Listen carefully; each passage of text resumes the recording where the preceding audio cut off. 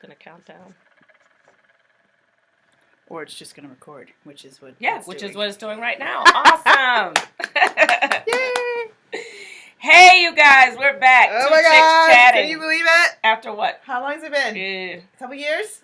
Maybe. It's crazy. Yeah. All 100 of you that have actually seen our videos, we are back. And we love you for watching. Absolutely. Thank you. So, we were trying to figure out what the heck to talk about today. Yeah. And we were scouring our intellectual minds. Mm-hmm. And, and then I was thinking about how people often say, I want to marry my best friend, mm-hmm. or you run into people who say, oh, I married my best friend. A lot of those people will also tell you that they were friends, platonic friends, before they became romantically involved. And those are the ones that last longer. Yeah, that seems the one, for the ones at least, it will last longer with more fulfillment, right? There's lots of people who stay in terrible relationships for whatever reason. But these are the ones that seem to be fulfilling, where you're around them and you can see the friendship. Mm-hmm. And so I'm wondering, how do you become friends with someone that you're already romantically attracted to? It's just because when you are romantically attracted to the person, you automatically start behaving in different ways, and you don't share as much. But then what brings you together if not romantic attraction? So what is the motivation, right, for thinking, okay, so this could actually become something, and I'm going to make sure that we're great friends first? But why just not take out the whole romantic anything? Let's just say, I would like to become friends, so that if you're physically attracted to someone. But you must begin there. At the friendship. You can't tell me, nope, a physical attraction. You can't tell me there's a man on earth who will say, I am really, really intrigued at the prospect of becoming your very good friend. But you make me throw up on the side for how ugly you are. Correct. I ain't looking to be your friend. Right. That's an extreme, I think. I think that is an extreme. So then what I mean then is there's always a fundamental attraction. Always. No, at its core. I don't agree. I'm going to go back to a boyfriend that I had. Oh, boy. Out of college. And Preach. While he was physically attracted to me, I was not physically attracted to him at all. Okay. So, but he was very funny. Yeah. And I enjoyed spending time with him. And he was very nice to me. He didn't overdo the sort of, when he saw that I wasn't as attracted to him or not attracted to him at all, like he was attracted to me, he kind of fell back. And I've heard, men say and women say, how if you have a significant other and that there's somebody at the office who is not a looker, but they just kind of always hanging around your man or your woman, right? Because they're waiting to be endeared to that person, right? Yes. So, we just did a lot of fun stuff, and I got to learn who he was. And some people are physical, right? Meaning they can see somebody, and close your ears for the people who are too sanctified to hear what I'm about to say. Here we go. But you see a person, some people see a person and they go, oh my gosh, I would love to have sex with them. Yeah. Right? They know that just because they're physically attracted to them. Sure. Other people are emotionally sexually motivated or intellectually sexually motivated, so that they see a person, they can acknowledge that they're good looking, or that they're, handsome, but they wouldn't want to do anything with them until they were stimulated emotionally or intellectually or something like that. So that's what got me, is that he was funny, he was smart, and then I started to like him romantically. Okay, I would argue that is because you are female. You don't think men can do that? Not a man on earth, as I have said previously. Wow. Please weigh in. Would find any woman who does not create some form of attraction,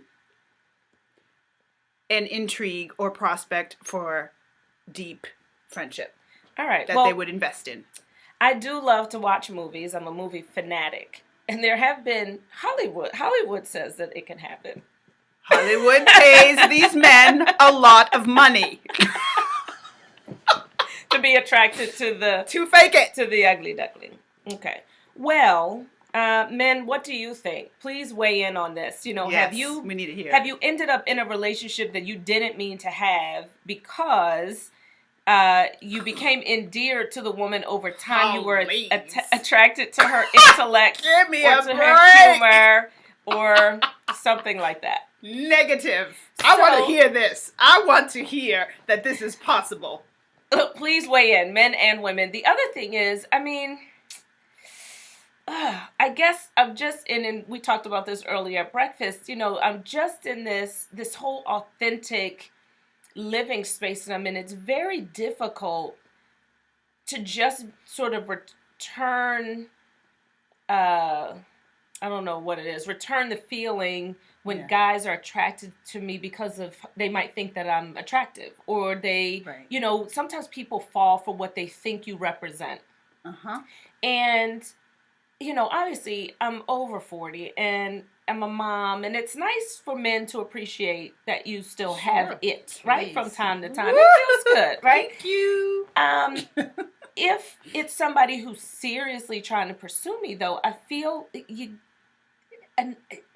make sure you know me. Make sure you say more, than, I bet the men love you in your industry because you're so blah, blah, blah. Or I bet, okay, what else you got? I really need to know who you are and what you care about.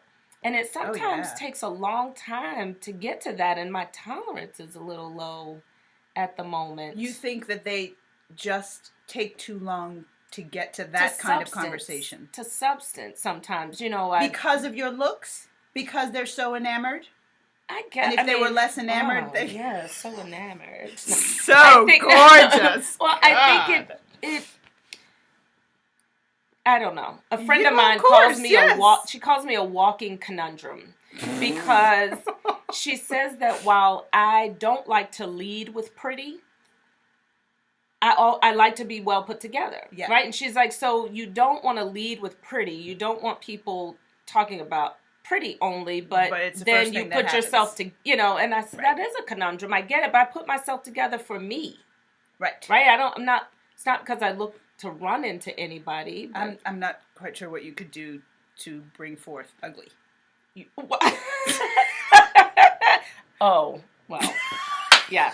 Again, no need for the public to see any of that. But I just don't know how. I really don't know how you move past, because I can't ever say I have not been romantically attracted to somebody either initially and been able to really be solid friends from the beginning, right? The romance supersedes the friendship. He has to approach you without pretty being the first point of conversation. Pretty can even be the first, whatever. It just can't be the second. Yeah. Right. Then let's just find out, what we care about, and don't tell me what you think I want to hear, right?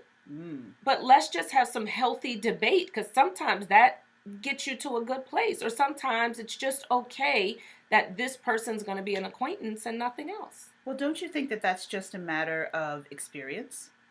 I wish I could say that. I would think that if a man has tried that 1, 2, 3, 4 times. Tried what? That tried pretty being the crux of conversation, or really their main and or only motivator for conversation. Yeah. And it doesn't get any further than that by conversation number 3, for instance, that it just doesn't work. Yeah, except that there are plenty of women who love to hear pretty. And it's enough. And it's, no, don't get me wrong. I'm not saying that they never get past the pretty, right? It's that there's no conversation, but I'm saying that I believe it just seems to always come back to that, every new phone conversation. So in the beginning, you talk a lot on the phone, and so the call is, and I'm sure, I hope I'm not messing it up for women who like to hear it, because there are a lot of women who love to hear every time a man calls, hey, gorgeous, I bet, right? Right. Again, I don't mind it. I just need some indicator. Yeah. I hear that you care that I'm deeper. I totally hear you. That's what I'm saying. I totally hear you. In fact, yeah, I had a conversation with someone who is going to be a date, who started with, I already know that you're beautiful. Okay. So that's not even going to be the starting point. Oh, wow. Don't get gussied up. Don't do all of that. Let's get to know each other and see where the substance lies. That's what I'm talking about. 2 thumbs up. Yeah, we'll see how this date goes. Maybe we'll report back on our next. But you know I can't come looking all broke up. Don't lie to me. Yeah. Tell me don't get dressed up. That's right. And then he'll slide you into the friend category for good. Yeah, that's People right. like, oh. Yeah. Don't even know if she can fit in friend. Yeah. And then I think also for myself, I'm not good at pretending that I don't know that you like me. Oh, God. Right? Yeah. So sometimes I want to move a guy to friend mode, yeah, at least until we get to know each other. It's hard for me to just be the friend mode when I know that you're already thinking more. It's impossible. Yeah, so anyway. I don't think men can do friend mode. Yeah. So I think we're... What do you think? Yeah, let us know. Can you be in friend mode exclusively with someone you're attracted to? Right. And how do you turn off the other lights and just focus on the friendship? Yeah, and if not, do you think it's easy, or how do you get from being romantically attracted to actually being good friends so that you can build the foundation of a sustainable relationship? Without the romance being the foundation. Right, because I believe that the foundation of friendship sustains you through the romantic ups and downs. When you fundamentally care about a person, when you're a friend first, then that passion that comes, that thin line between love and hate that comes when there's when the romantic piece is in there, I think it's less of a fluctuation. Because I think you're able to kind of dive right back down into friendship for a second. Right? That's what allows you, if for some reason, and I'm going to go way far, for some reason your significant other cheats on you. Mm-hmm. Well, if you take the romantic piece and go back to friendship, you can just say, what happened? Right? Because friends can talk. True. But when you're romantically and passionately involved, you can't really have that friendship talk. You don't have that to revert to because you didn't start there. It didn't begin with the friendship. That's correct. That's what I believe. So there you go. Do tell. Yeah. So we are signing off, and hopefully we're back, and we're enjoying this. Yes. And, we'll see what happens, and we will see you next time. We are just two chicks chatting. Absolutely.